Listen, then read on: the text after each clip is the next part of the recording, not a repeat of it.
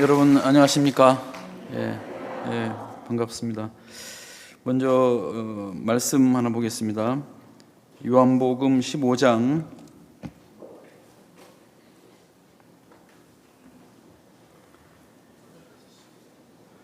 요한복음 15장 5절 읽겠습니다.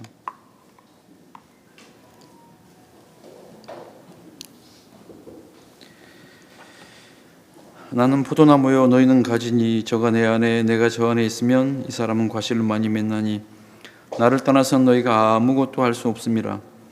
사람이 내 안에 거하지 아니하면 가지처럼 밖에 버리고 말라지나니 사람들이 이것을 모아다가 불에 던져 사르느니라.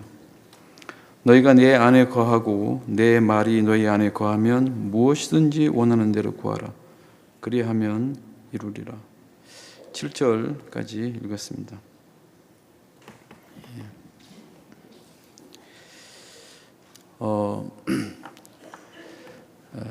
진짜 하나님의 은혜로 이렇게 한국에 나왔습니다. 제 아버지가 1932년생인데 6.25를 겪으셨죠. 그래서 술을 드시면은 항상 저는 무릎을 꿇고 이제 아버지 어린 시절, 어려웠던 시절 이야기를 이렇게 듣곤 했습니다. 그래서 수십 번 들었는데 아무리 들어도 이제 아버지가 겪었던 일이니까 어떤 저에게는 그렇게 가깝게 들려지는 게 아니라 이제 듣기 싫은 이야기, 다 안다는 이야기로 이렇게 듣다 보니까 마음에 사무치지 않았는데 올해 2월 24일 날 전쟁이 있기 전에 한 2주 전부터 이현목 목사님이 저한테 매일 문자를 이렇게 보내셨어요. 마침 이현목 목사님 조카 이영민 선교사가 이제 그 하립기우에 있었거든요. 하립기우에 있었고 그 전에 하나님이 작년이죠. 작년에 우리 우크라이나에 큰 선물을 주셨는데 그게 영화 포런토스예요. 여러분 보셨습니까? 그래서 이 영화를 저희들이 이렇게 하나님 은혜를 입어가지고 뭐라 합니까? 이거 더빙을 했어요. 근데 원래 더빙하면 안 되거든요. 더빙하면 안 되고 그냥 자막으로만 봐야 되는데 우크라이나 사람들은 자막 볼 줄은 몰라요. 그러니까 이 자막을 보면 감동이 안 오는가 봐요. 그래서 늘 더빙을 하거든요. 그런데 이제 합창단에서 허락을 안 해주는 거죠. 합창단에서 허락을 안 해주고 그냥 단지 자막으로만 가능하다. 그래서 이걸 어떻게 하나 이제 하다가 이 우크라이나에 여러분 집시들이 많이 살아요. 모르셨죠? 우크라이나가 이제 나라가 우리나라보다 6배 정도 크거든요. 남한의 6배인데 국경지대가 이제 루마니아도 있고 또 러시아도 있고 백러시아도 있고 폴란드 그 옆에 헝가리, 체코슬로바키아 그다음에 이제 루마니아가 있어요. 그다음에 몰도바가 있는데 그 몰도바, 루마니아 쪽에 이제 또 헝가리 이 부근에 집시들이 많이 삽니다. 그래서 우크라이나에도 그 국경지대에 집시들이 많이 사는데 작년 초에 집시들에게 복음의 문이 열려가지고 우리가 그곳에 가서 이렇게 집회도 하고 또 CLF도 하면서 많은 분들이 구원을 받았어요. 근데 집시들은 거의 대부분 공부를 안 해요. 공부를 안 하고 학교도 안 다니고 그 집시들이 사는 그 마을에 가보면 우리나라 그 한 60년대, 50년대 막 전쟁 이후로 막 그 사는 판자촌 그래서 애들 한 번도 안 씻고 머리도 안 감고 막 1년 내내 꾀지하게 사는 모습 있잖아요. 그런 모습으로 애들이 이렇게 이제 살더라고요. 이제 그런 그 환경 속에서 공부를 안 하니까 말은 하지만은 글을 못 읽잖아요. 그래가지고 이 사람들 하나님 복음의 문을 열어주셨는데 이 포란투어스 영화를 보여주고 싶은데 글을 모르니까 어떻게 해야 되겠습니까? 더빙을 해야 되겠죠. 그래서 합창단에 이 집시들이 있는데 복음의 문이 열렸는데 이들에게 이렇게 영화를 보여주고 싶습니다. 그런데 그들은 글을 모릅니다. 그러니까 이제 집시들 위해서 허락을 받은 거예요. 그래가지고 이 더빙을 했는데 더빙이 최고 성우 전문가들이 해가지고 한 8명, 9명 해가지고 거의 진짜 영화를 보는 것 같은 그런 느낌이에요. 너무 잘해가지고 이제 그걸 가지고 우리가 집시들뿐만 아니라 우크라이나 전역에 영화 투어를 했어요. 이제 2달 동안 영화 투어를 했는데 너무 신기하고 놀라운 것은 죄사함 책을 보면서 구원받는 삶이 일어나듯이 영화를 보면서 거의 대부분이 구원을 받아요. 이 영화 맨 뒷부분에 박 목사님 그 말씀이 한 10분 나오거든요. 그 말씀을 통해서 너무 놀랍게 사람들 다 구원을 받는 거예요. 이제 우리는 몰랐는데 투어를 이제 결정을 하고 이영민 선교사하고 우리 전도자들 2명하고 또 7팀으로 나눠 가지고 우크라이나 전역에 이제 투어를 하고 있는데 이현모 목사님 계속 문자를 주시는 거예요. 지금 우크라이나 위험하다. 러시아가 침공할 거다. 근데 저한테 물어보고 상황이 어떠냐? 상황이 괜찮은데요.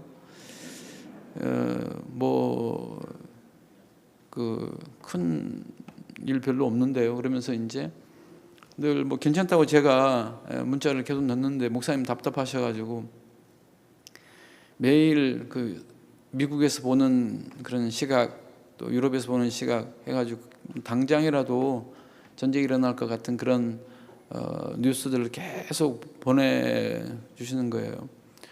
그리고 이제 실질적으로 이제 대사관들이 철수를 하고 또 우리 한국 대사관도 철수를 하고 점점점 이렇게 상황이 안 좋아지는데 그래도 이제 키우에 사는 그런 사람들은 전혀 전쟁의 느낌이 없는 거죠. 그래서 피난 가려고 하는 사람도 아무도 없고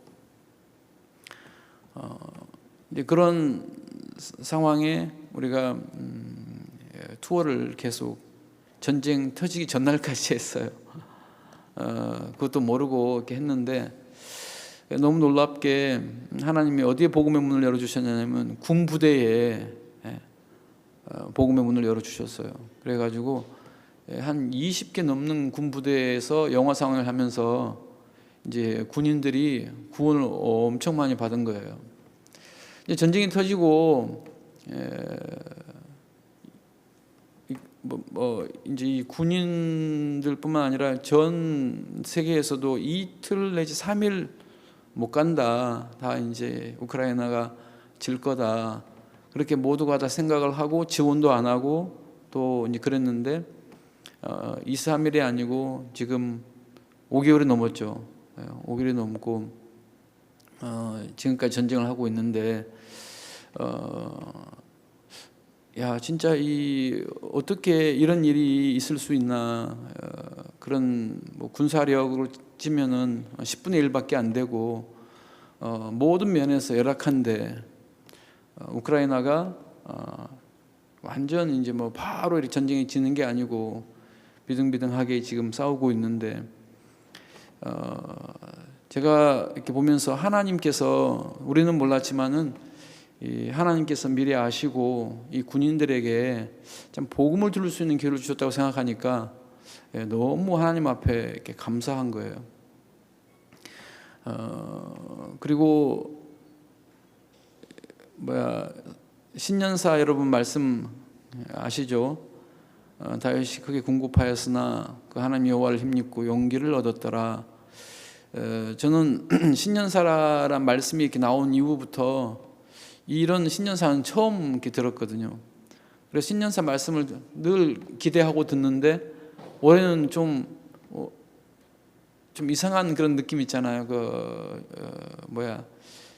평상시 같지 않은 그런 느낌의 말씀을 이렇게 들으면서 왜 하나님이 올해 이런 말씀을 주셨을까 생각을 좀 했는데 잘 몰랐다가 이제 전쟁이 딱 발발이 되니까 모든 형 자매들이 이 신년사 말씀을 통해서 다윗이 크게 궁급하였으나 그 하나님 여호와를 힘입고 용기를 얻었다라는 말씀처럼 형 자매님들이 다 이 목사님의 신년사 말씀을 통해서 큰 마음의 용기를 얻고 위로를 얻고 하나님을 의지하는 거예요. 하나님은 우리는 몰랐지만 하나님은 아셨구나. 우리는 몰랐지만 하나님은 아셨구나. 그래서 종을 통해서 이런 말씀을 주셨구나. 저도 한국에 나와서 하도 궁금해가지고 독일에서 목사님 뵀는데 목사님께 질문을 드렸어요. 목사님, 2월 24일 전쟁이 발발했는데 목사님 신년사 말씀을 주실 때 벌써 그때는 전쟁이 있을 걸 목사님 모르셨을 텐데 어떻게 이런 신년사 말씀을 할 수 있었습니까? 라고 질문을 했어요. 그러니까 목사님이 나도 몰라, 그냥 하나님 그런 마음을 줘가지고 그 신년사 말씀했어, 그러시더라고요. 그러니까 진짜 목사님의 마음을 이끌어 가시는 분이 누굽니까? 하나님이신 거예요. 하나님이 당신의 종을 통해서 우리에게 들려지는 모든 말씀은 그냥 사람의 이야기가 아니라 하나님의 말씀인 거예요.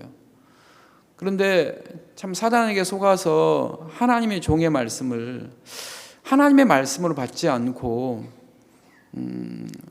그냥 어떤 내 스승 목사님 말씀, 어르신 목사님 말씀, 아니면 이렇게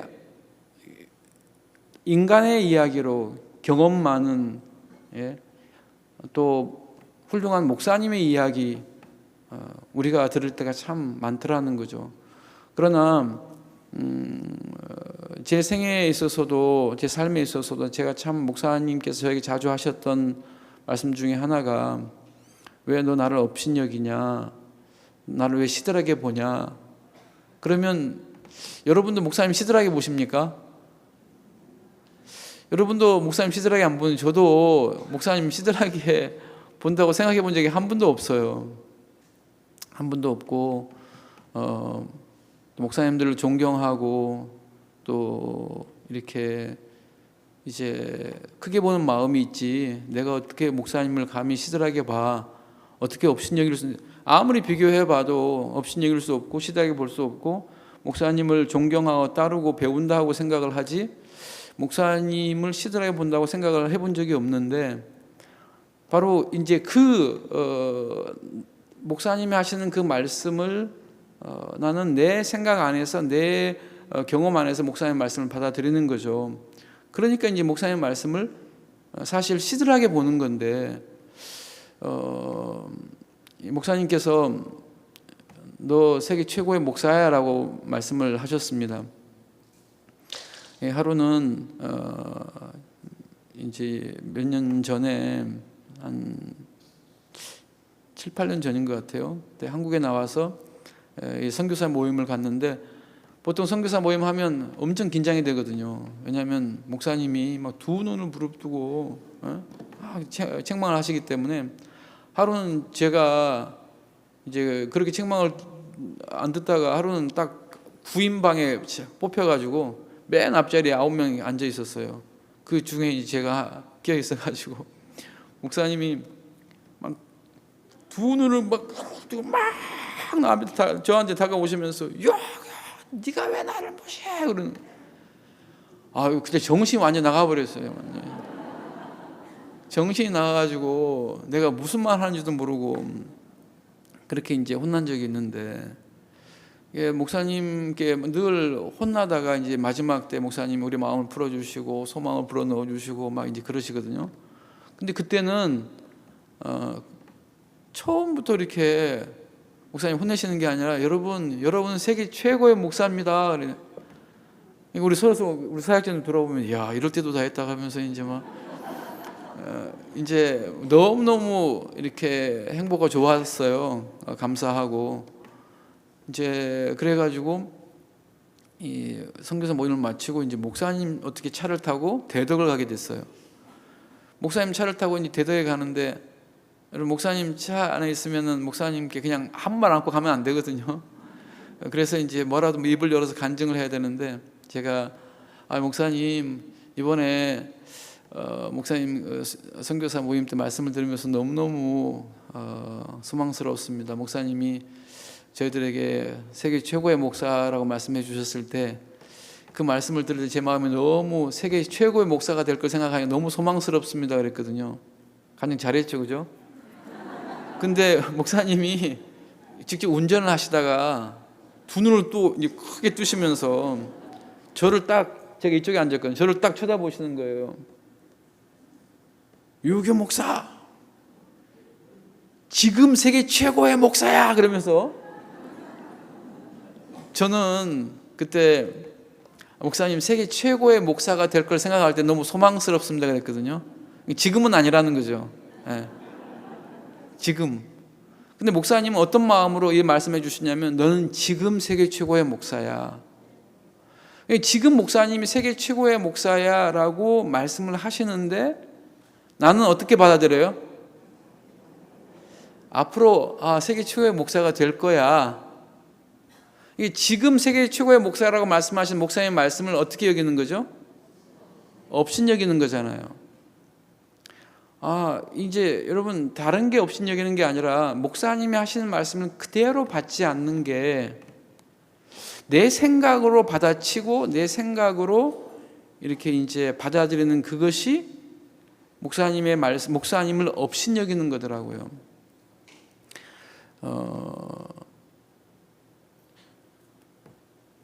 이 생각을 해봤어요. 우리 심홍섭 전도사님 이야기 엄청 많이 하잖아요. 저도 설교 때 그분 이야기를 많이 합니다. 왜냐하면 제가 그때 진짜 은혜를 입어가지고 목사님 칸타타를 같이 따라다니면서 한번 어떤 손님을 모시고 와가지고 같이 따라다니게 됐는데, 그때 마침 목사님과 함께 진주 갔다가 합천을 갔었거든요. 그때 이제 목사님이 심홍수 전도사님 교제하실 때 제가 옆에 있었어요. 진짜 그 다음 날 아침 일찍 왔는데 얼굴이 벌겋게 술 냄새가 이렇게 나는 그 모습으로 목사님 말씀을 이렇게 듣고 개인적으로 교제해 주시는데, 그 술 냄새가 펄펄 나는 그 형제님에게 형제 온전해라고 말씀하시는 그 목사님 말씀을 옆에서 들었습니다. 그러면 지금 20년 동안 술을 먹었던 술 중독이 돼 있는 그 형제님에게, 형제님 심홍수 형제 온전합니다라고 말씀하시는 목사님의 그 마음을 생각해 봤을 때, 그러면 목사님이 저를 교제해 주실 때 어떻게 교제해 주시겠습니까? 심홍섭 형제에게 그렇게 교제해 주시는 것처럼 목사님이 동일하게 교제해 주시겠죠. 난 지금까지 참 믿음도 없고 또 이렇게 연약하고 부족하고 막 진짜 믿음으로 살지 못했던 내 연약함 속에 늘 빠져 있는, 내 생각이 중독되어 있는, 내 연약함이 중독되어 있는, 정말 나라는, 그 심호쌤은 술이라는 것에 갇혀 있었지만 우리는 나라는 생각 속에 갇혀서 그렇게 동일하게 하나님이 보실 때는 살지 않았겠습니까? 근데 그런 나에게 목사님이 뭐라고 교제해 주시겠습니까? 유 형제 세계 최고의 목사야. 분명히 목사님은 내 모습을 보고 말씀해 주시는 게 아니고 하나님의 말씀 안에서 비춰봤을 때 내 안에 살아계신 예수님이 계시고 하나님이 계시기 때문에, 새로운 피조물이기 때문에 세계 최고 목사가 맞는데 너무너무 안타까우신 거예요. 정말 너무 이 진리의 말씀을 전하는데도 너무 안타깝게 그 목사님의 말씀을 안 믿고, 하나님이 세우신, 하나님이 지금 목사님을 통해 나에게 진리의 말씀을 전해주시는데도 그 목사님 말씀을 안 믿고 사단의 이야기를 듣고서 그냥 타락한 삶을 살고 있는 거예요. 그냥 타락한 삶이 뭐 술 먹고 담배 피우고 마약하고 어떤 그런 삶이 아니라 이미 하나님의 최고의 목사로 신 하나님의 이 약속의 말씀 안에 사는 게 아니라 사단이 넣어준 생각 속에 살아가는 것 자체가 타락이라는 거죠. 근데 이제 그런 감각 없이 이렇게 그냥 나름대로 교회 안에서 복음을 섬기고 또 주님을 섬긴다고 잘은 못하지만 그래도 이렇게 주님을 섬긴다는 생각 속에 이렇게 머물러 이렇게 있었습니다. 이제 그런데 전쟁이 이렇게 발발했을 때 내가 이 우크라이나 교회 형제자매들을 위해서 해줄 수 있는 게 아무것도 없더라고요. 그때 좀 가장 먼저 목사님이 생각이 났습니다. 형제자매들이 또 목사님 무슨 말씀을 하실까? 또 목사님이 또 우리를 위해서 어떤 기도를 해주실까? 목사님이 어떤 말씀하셨는지 이제 그 부분에 대해서 온 기대를 갖고 있기 때문에 저와 제 아내가 이렇게 목사님께 연락을 했는데 목사님이 전화를 받으셨고 또 이렇게 말씀해 주셨어요. 상황에 대해서 물으셨고 또 내가 기도한 기도를 녹음을 해라. 녹음을 해서 형제자매들에게 들려줘라. 그래서 이제 녹음을 하는데 목사님이 뭐라고 기도하셨냐면은 지금 우크라이나가 어려움 가운데 이렇게 있는데 그 어려움 가운데 예수님이 함께 하셔서 너무 감사합니다. 여러분 그 한마디가 진짜 어려움 가운데 있는데 예수님이 함께 하셔서 감사합니다. 진짜 그런 거예요. 예수님이 나와 함께 하셔서 우리와 함께 너무 감사합니다. 그리고 우리 형제자매들 한 사람도 빠짐없이 한 사람 한 사람 하나님 안전하게 대피할 수 있도록 해 주십시오. 기도해 주셨어요. 목사님 기도대로 지금까지 한 사람도 희생자 없이 또 다친 사람 없이 모두가 다 안전하게 대피를 했거든요. 수많은 사람이 죽고 희생을 당하고 또 마리우폴이라는 그 도시는 완전 초토화가 된 거예요. 완전 어떤 건물 하나 제대로 남아 있는 건물 하나도 없이 다 완벽하게 이렇게 이제 폐허가 됐는데 거기에 사는 형제가 있었어요. 오랫동안 연락이 없었습니다. 걱정이 되고 기도가 됐는데 한 달 후에 연락이 왔어요. 물도 없고 전기도 없고 진짜 어려운 상황에서 연락을 못했다고. 그런데 지금 하나님이 우리 지켜주셔서 진짜 극적으로 살아남아가지고 전화 연락을 했는데 너무너무 감사했습니다. 그런 식으로 우리 전쟁터에 나가 있는 형제들도 있습니다. 이제 증집 대상이고 또 예전에 장교 복무를 했기 때문에 100% 이제 전쟁터에 나가야 되는데 그 형제들에게도 이제 연락이 오고 목사님이 독일에서 해주신 말씀, 여러분 훗날에 우크라이나가 세계 최고의 가장 행복한 나라가 될 거라는 그 소망의 말씀을 해주실 때 그 형제가 그 장교인데 군복을 입고 전투복을 입고 자기 부대원 사람들하고 같이 사진을 찍은 사진을 보냈더라고요. 그 목사님 말씀을 들으면서 너무너무 감사하고 정말 행복하고 큰 힘이 되었다면서 자기 부대원들에게 그 말씀을 또 전해줬더라고요.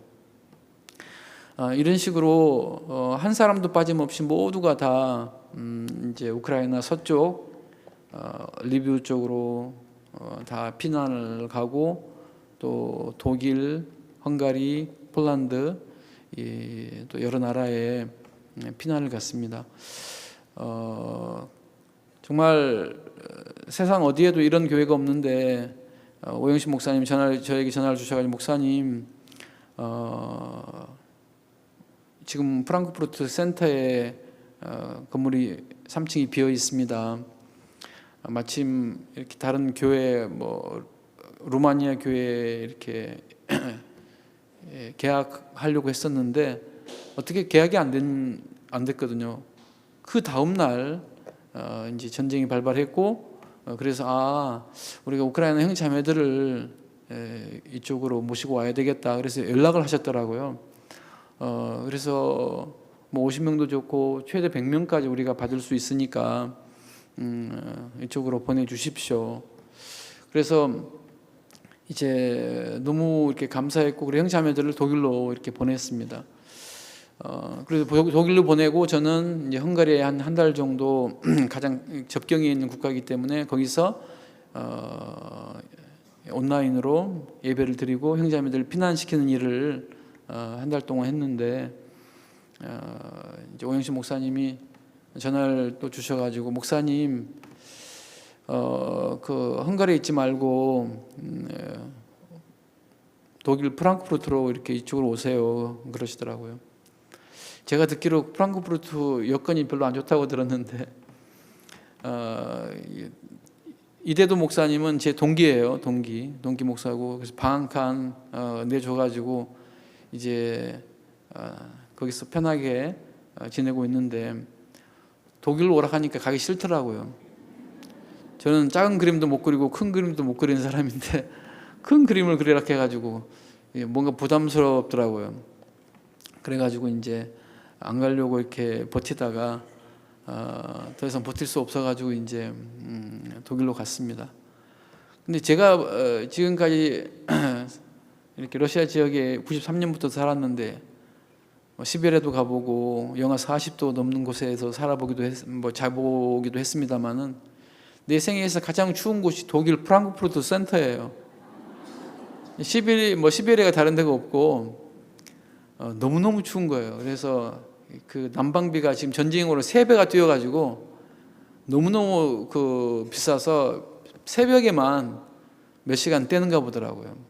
그래가지고 이제 겨울 외투 하나, 둘, 그다음에 이제 두꺼운 이불 덮고 자야 좀 찬기가 없어요. 근데 우크라이나, 러시아에서는 겨울에 창문 열어놓고 살거든요. 너무 더워가지고 난방이 잘 돼서. 근데 독일에서 난방을 켜놓고 겨울에 창문을 열면 완전 바보 취급하는 거예요. 좀 미친 사람 취급하더라고요. 어떻게 이 난방을 떼면서 창문을 여냐.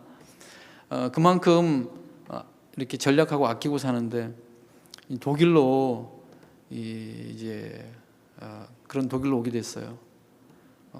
선교학교 연수받는 것처럼 이렇게 이제 살고 있었는데,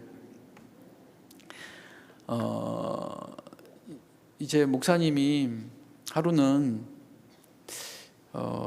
목사님, 제가 그 인터넷 뉴스를 봤는데 뉴스에 세계에서 제일 큰 비행기가 우크라이나 비행기예요. 여러분 잘 모르셨죠? 세계에서 제일 큰 비행기가 우크라이나에 있었는데, 그 수송기 이름이 무리아라는 거예요. 이제 한국에 보라매 이런 비행기 이름이 있듯이 무리아라는 비행기예요. 그 무리아라는 뜻이 뭐냐면 우크라이나 말로 꿈이라는 뜻이에요. 근데 2월 27일 날 러시아의 폭격을 받고 어마어마한 큰 비행기가 다 이제 파괴가 됐어요. 그래서 그 신문에 뭐라고 나왔냐면은, 세상에서 가장 큰 비행기 무리아라는 수송기는 파괴되었지만 우리 마음에 있는 꿈은 그들이 파괴시킬 수 없었다. 이제 그 이야기를 이렇게 읽고 감동을 받은 거예요. 그래서 목사님, 우리가 이 무리아라는 프로젝트를 한번 만들어 봅시다. 그래가지고 이 난민 중에 이제 젊은이들을 모아서 댄스 팀을 만들어 가지고 한국 세계대회 앞에 있는 세계 댄스 페스티벌에 보냅시다. 그래서 그들을 대상 받게 해가지고 돌아와서 유럽 투어 합시다. 그렇게 목사님 말씀하시더라고요. 그래서 예, 목사님 좋습니다. 그런데 이제 시작을 했는데, 여러분 진짜 이 꿈은 너무 아름다운데 실질적으로 부딪힐 때 이 꿈을 이루기 위해서 넘어야 될 산들이 너무 많은 거예요. 피난 올 때 이제 여권이 없이 나온 사람도 많이 있어요. 그냥 유럽에서 해외 여권이 없어도 받아준 거예요. 난민이니까 받아줘가지고 유럽에 사는 데는 문제가 없는데 이제 한국에 오려면은 한국은 난민 어떤 일 받아주는 나라가 아니기 때문에 해외 여권이 필요한 거예요.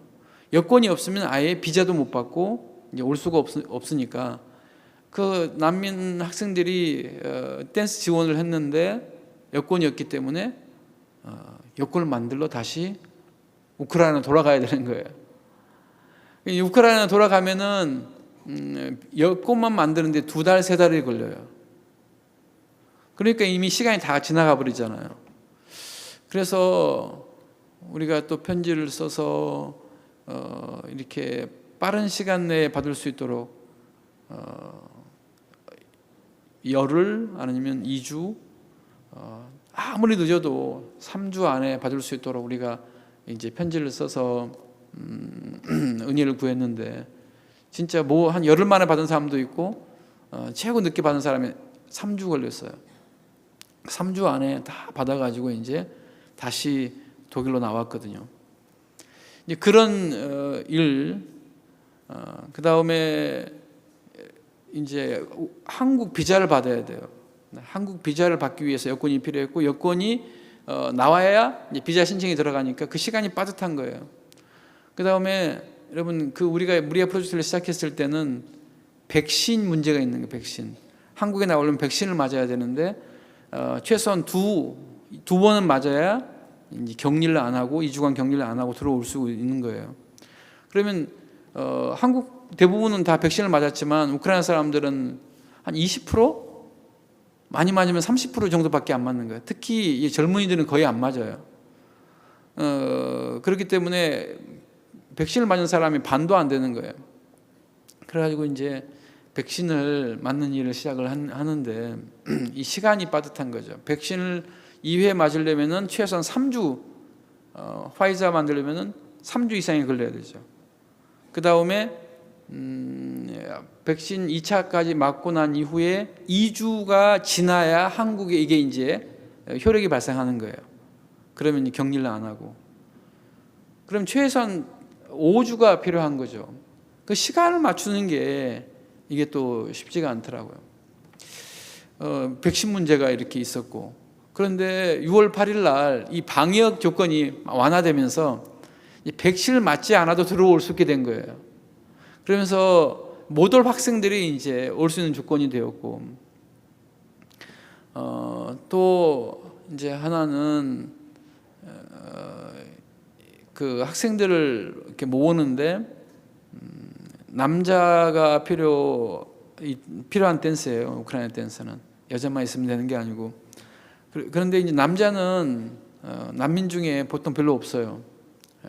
16세 이하, 18세 이하만 나올 수 있는데 그런 남자애들이 별로 없는 거예요. 한 2명 정도가 이렇게 이제 있었는데, 그러면 본국에서 이 학생들이 나와야 되는데 허락을 안 해주니까. 그런데 우연한 기회에 그 사실을 알게 돼가지고 지금 나올 수 없지만 문화부 장관의 허락을 받으면 나갈 수도 있다. 그래서 막 시간이 없는데 이제 문화부 장관에게 편지를 썼어요. 편지를 써서 우리 이런 프로젝트로 세계 댄스 페스티벌에 나가려고 합니다. 허락해 주십시오. 이제 거기서 진짜 극적으로 허락을 받은 거예요. 그 허락을 받고 이제 형제 10명이 나왔어요. 근데 국경에서 잡은 거예요. 국경에서 허락을 안 해주면 또 못 나가는 거예요. 지금 전쟁시라 아무리 문화부의 허락이 있어도 국방부가 최종 승인을 해줘야 되는 거죠. 그래서 국방부 소속인 국경수비대에서 허락을 안 해주는 거예요. 첫 번째 팀, 우리 팀 말고 우리 앞서 있는 팀들은 허락을 안 해줘서 돌아갔고, 우리 팀이 차례가 됐는데 그 국경수비대에서 보더니만은 조건부 승인을 해주는 거죠. 이 댄스 페스티벌에 나가서 대상을 타가지고 온다면 허락을 해주겠다. 그래가지고 진짜 우리 대상 타오겠다고 다들 그렇게 이야기해서 이제 허락을 받아 나왔어요. 그래 독일 도착하자마자 저를 보더니만은 목사님 우리 대상 타야 됩니다. 예. 대상 안 타면 우리 못 돌아갑니다. 이제 그러면서 진짜 극적으로 우리 형제들이 은혜를 입어서 나왔습니다. 그 다음 조건이 걸어서 못 오잖아요. 비행기 타고 와야 되지, 그죠? 근데 비행기 티켓이 없는 거예요. 돈도 없고 티켓도 없고. 그래서 이제 돈은 우리가 한 2달 전부터 이제 후원 받기 시작을 했는데 한 달 동안 후원을 받았는데 10,000유로를 받은 거예요. 한 5만 유로, 최소 5만 유로, 50명이 올리면 5만 유로, 100명이 올리면은 이제 10만 유로, 한 1억 4천만 원 정도 되는 큰 돈인데 이 돈을 우리가 후원을 받아야 되는 거죠. 근데 이제 후원을 받으려고 막 교회도 가고 여러 단체, 회사 다 찾아다니고 이제 있었단 말이죠.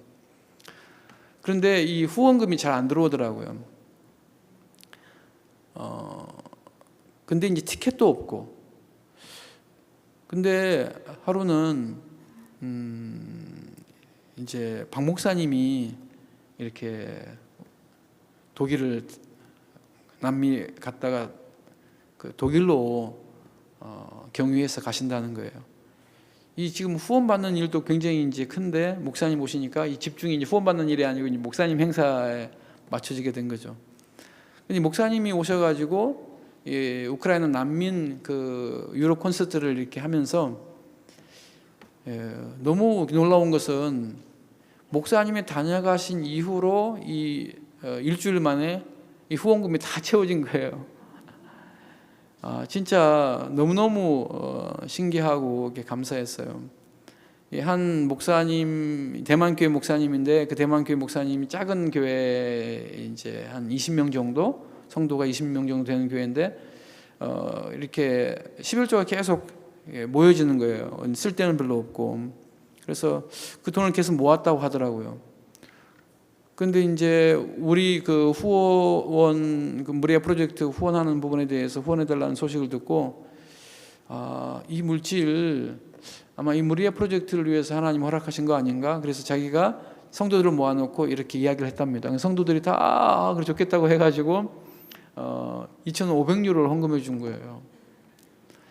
그리고 어느 한 그 아프리카 교회 목사님은 우리 후원해달라는 이야기를 듣고, 500유로를 책정을 했는데 500유로면 한 7, 80만 원 되거든요. 책정을 했는데 이제 그 전달하려고 하다가 그날 마침 우크라이나 자매님이 그 교회에 와서 이제 간증을 했어요. 간증하니 감동을 받고 그 자리에 즉석에서 이제 다시 헌금을 모은 거예요. 헌금을 모았는데 1,380유로가 더 나온 거예요. 그 500유로 더해가지고 1,880유로를 또 헌금을 하고 이런 식으로 일주일 만에 이 5만 유로가 다 채워진 거예요. 너무너무 신기하고 감사해서 그래서 우리 형제자매들한테 여러분 오늘 하나님이 티켓값 다 채워주셨다고 간증을 하니까 모두가 다 막 그 소리를 지르면서 다들 막 너무 기뻐하는 거죠. 그런데 한 사람이 그 중에 막 펑펑 우는 거예요. 그리고 걔가 허리가 아파가지고 댄스를 못해서 우나 막 이제 그래 생각을 했는데 다가와서 물어봤어요. 이라야, 너 왜 이렇게 울었어? 이렇게 물어보니까 목사님 너무너무 감사하고 행복해서 울었어요. 왜냐하면 내가 지금 우크라이나에 있었다면 진짜 우울하고 또 고통 속에 좌절 속에 이렇게 슬픔 속에 머물러 있을 텐데 하나님이 나를 이 무리아 프로젝트와 함께하게 해서 하루하루가 너무 행복하고 하루하루가 너무 감사해 하면서 감사하다고 막 너무 감사에 복받쳐가지고 이렇게 울었다 하면서 간증을 하더라고요. 그들이 이제 이 한국에 나오게 되는 거죠. 근데 마지막으로 이제 물질도 채워지는데 뭐가 없어요? 티켓이 없어요. 티켓을 이제 알아보니까 지금 팬데믹이라서 이제 비행기가 한 10분의 1밖에 운항을 안 하는 거죠. 그러니까 티켓이 너무 없고 이제 팬데믹이 좀씩 풀리면서 여행자는 늘어나니까 비행기 티켓 값이 막 엄청 뛰는 거예요. 2,000유로, 2,500유로 막 이렇게 뛰니까 지금 감당이 안 되는 거예요. 우리는 한 사람당 500유로, 600유로 생각하고 이제 좀 항공사에 연락을 해가지고 은혜 입어가지고 한 50% DC 받아서 이제 그렇게 하려고 이제 하는 판인데 항공사에 아무 연락을 해도 진짜 받아주지도 않더라고요. 이제 그러다가 이제 한 형제 우리 전도사님이 4주 전에 여행사에 우리가 한번 문의를 해봐라 그런 이야기를 듣고 4주 전에 전화를 해서 예약을 해놓은 거예요. 티켓 40장을. 근데 전도사님이 까마득하게 후원받는다고 그걸 잊어버렸어요. 우리는 지금 티켓 없다고 하는데 매일 기도해야 하는데 그 형이 까마득하게 잊어버리고 있었던 거죠. 근데 그 여행사에서 시간이 가까우니까 전화를 한 거예요. 우리 김유준 전사님한테. 지금 티켓을 이제 구매해야 되는데 확실하게 갑니까? 그러니까 이 전사님이 그 전날 자기가 검색을 해보니까 960유로짜리 비행기 티켓이 있더래요. 이 1160유로면은 너무 비싼데 싼 비행기가 있는데 하면서 취소한다고 그랬대요. 취소. 그래가지고 나중에 이제 안 이야기인데 그 960유로가 왕복 티켓이 아니고 자기가 편도인데 왕복으로 착각하고 이제 취소를 해버린 거예요. 근데 이 사장님이 그 표를 바로 취소 안 하고 하루 정도 갖고 있었어요. 그때 마지막에 이제 오영순 목사님 저한테 목사님 큰일 났습니다. 티켓이 없습니다. 아무리 연락을 해도 뭐 한 장, 두 장밖에 없는데 우리가 전세기를 띄워야 될 것 같습니다. 전세기 띄우니까 얼마나 어려운데. 그래서 목사님 전세기를 띄우려면 우리가 우크라이나 정부의 허락을 좀 지원을 받아야 될 것 같습니다. 지원 편지를 좀 만들어 주십시오. 알겠습니다 하면서 이제 막 그 편지 만들고 있는 와중인데 막 목사님이 그 전화를 하더라고요. 근데 마지막에 여행사에 다 전화를 해봐도 한 장, 두 장밖에 없는데 이제 마지막 여행사에 전화를 하니까 혹시 지금 커피 한 40장 없습니까? 그 혹시 거기 그 우크라이나 팀 아닙니까? 어떻게 아시냐고. 그 혹시 그 김유진 매니저 있습니까? 우리 교회 전수사님이라고요. 그리고 그분이 오늘 아침에 취소를 했는데요. 예? 티켓 40장을 취소했다고요? 아니 절대 취소 안 합니다. 우리 그 표 구입하겠습니다. 막 절대 취소하지 마십시오. 막 이제 오영신 목사님 그렇게 하신 거예요. 근데 그 사장님이 누구 말을 믿어야 됩니까? 그래서 제 말을 믿으십시오. 그 김유진 전도사하고 저는 목사입니다. 목사의 말을 믿어야지. 그러면서 지금 당장 가겠습니다 해가지고 이제 저하고 같이 당장 그 여행사에 찾아갔어요. 찾아가서 쭉 우리 무리아 프로젝트 쭉 설명하고 간증하고 그렇게 하니까 이분이 표를 딱 이렇게 붙잡아 두더라고요. 그래서 이제 우리 출발하기 한 3일 전까지만 티켓 값을 지불해 주십시오. 그래 해가지고 티켓 40장을 확보가 된 거예요. 여러분 진짜 이게 뭐 비자 문제, 또 여권 문제, 또 형제들이 나오는 문제, 또 의상, 안무, 이 단원들 모집하는 문제, 또 어떤 거 하나 쉬운 게 하나도 없었던 거예요. 그 중에 하나만이라도 이렇게 뭐 돈이 없다, 비행기 티켓이 없다, 그러면 도저히 이루어질 수 없는 일인데 이 일의 시작이 하나님으로 말미암았기 때문에 하나님이 이걸 다 앞서 이 일을 처리해 주시고 도우시더라고요.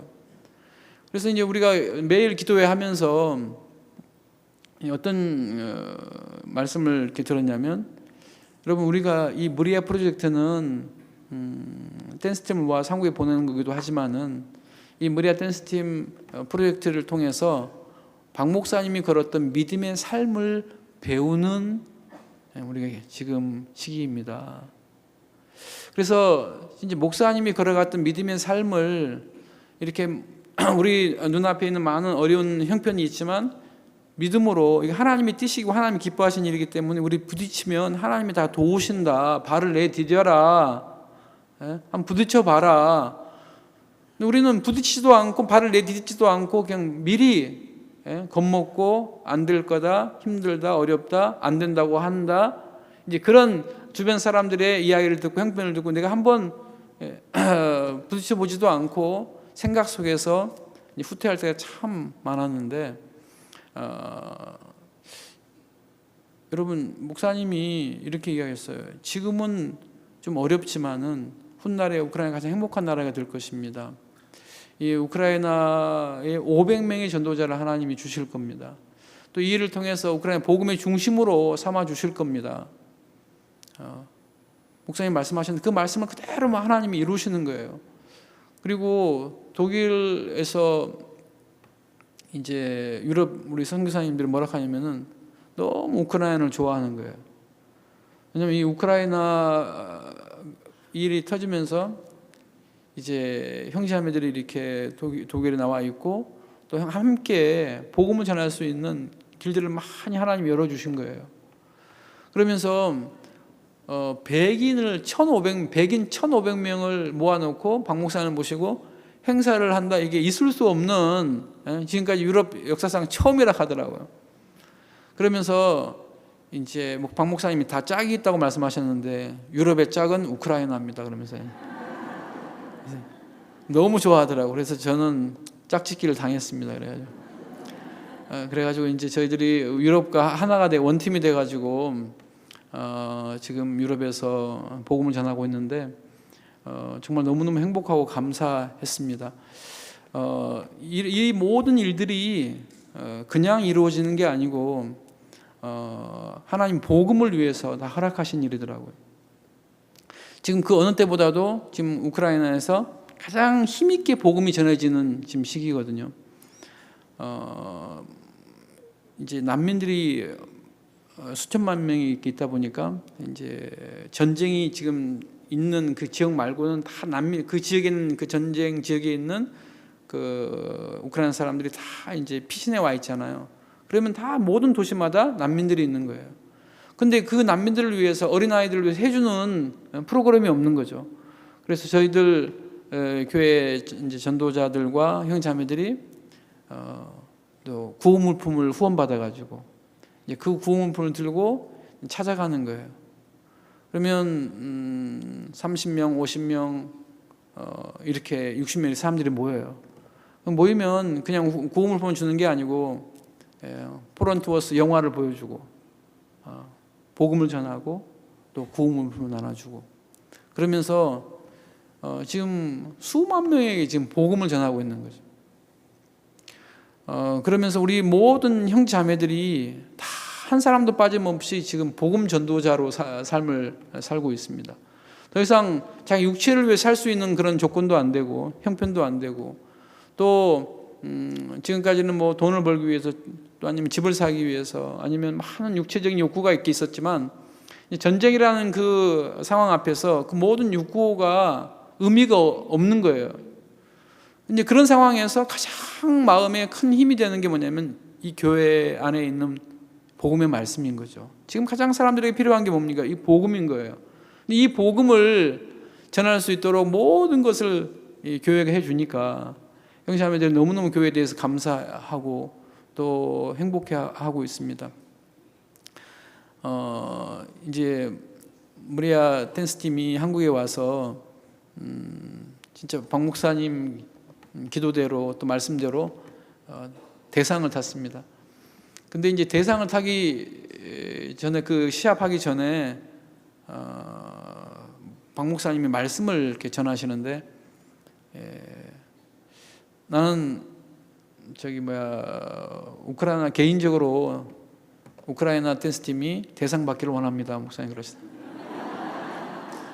아니 다른 댄스팀도 많이 있고 심사위원들도 있는데 나는 개인적으로 우크라이나 팀이 대상 받기를 원합니다. 제가 귀를 의심했어요. 깜짝 놀랐어요. 이제 목사님이 하지만 여기 계시는 심사위원들께서 공정하게 심사하리라 믿습니다. 그리고 맨 나중에 또 이제 하지만 제 개인적으로는 우크라이나 대상 받기를 원합니다 하면서 마치시는 거예요. 어떤 느낌이냐면은 진짜 아버지가 자식을 위해서 이렇게 선생님 앞에 막 부탁하는 느낌 있잖아요.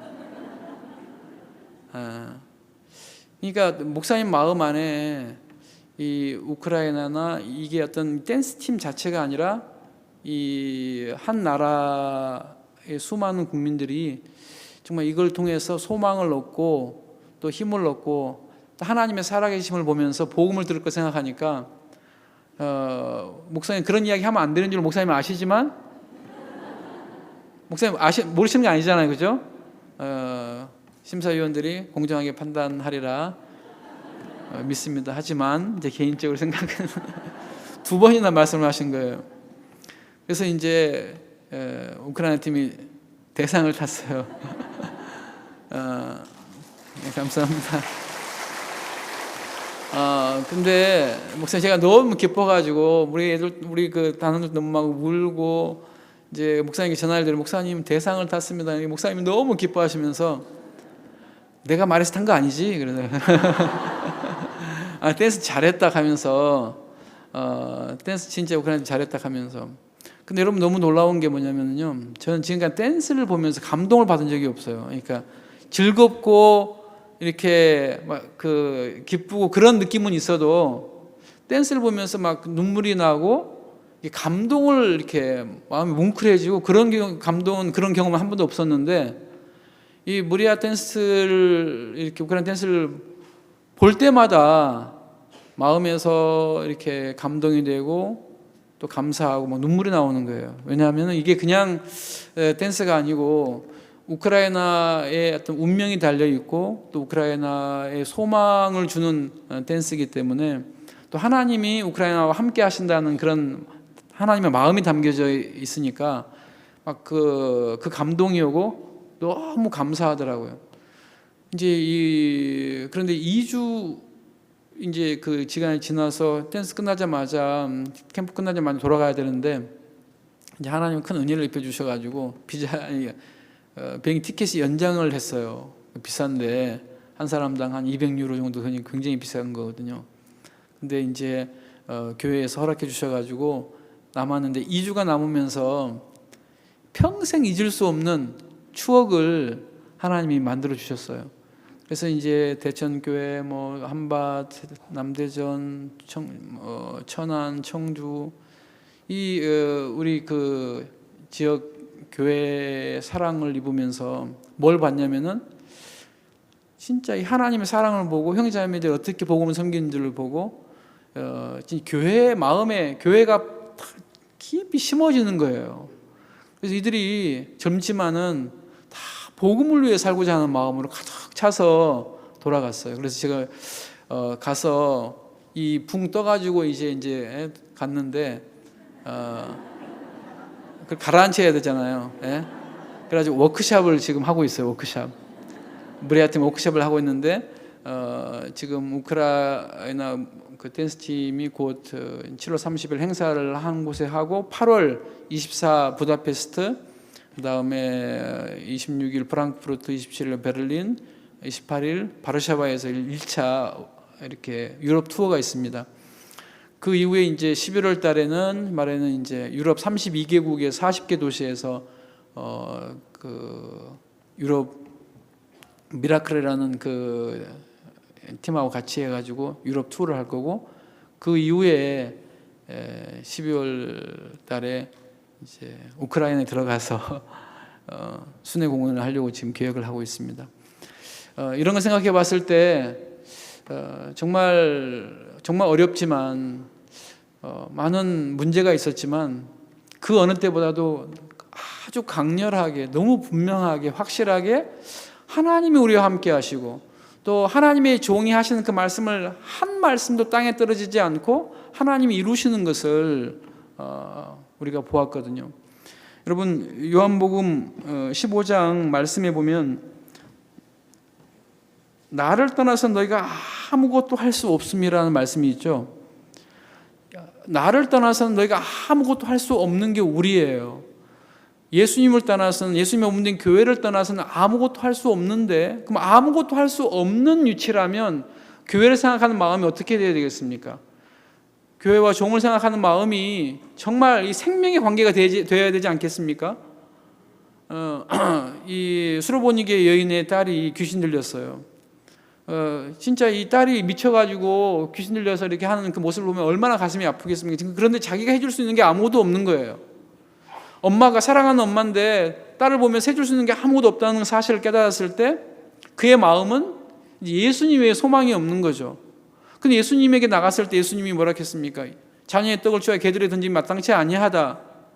좀 인간적으로 보면은 굉장히 무시당하는 것 같고 어심영일 당하는 것 같고 이렇게 인정 안 해주는 것 같지만 우리는 그런 그 대접을 받을 때 뭐 교회가 이런 게 다 있어. 뭐 왜 목사님이 저렇게 말씀하시지?